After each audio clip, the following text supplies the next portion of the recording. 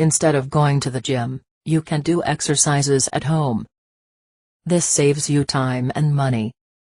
If you do exercises at least 3 times a week, you will have a more defined body, more energy, and may even lose a few pounds. Even without appliances, you can do many exercises at home. You can do light exercises, or a more intense workout, watching TV for example.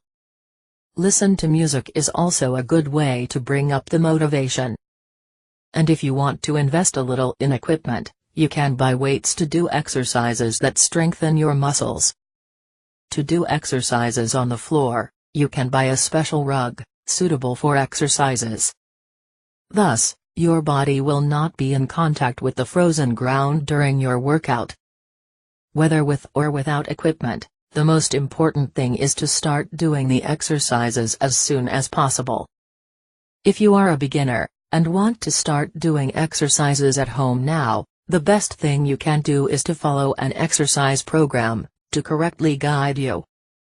I recommend that you access the link in the description, just below this video, and start your exercises now.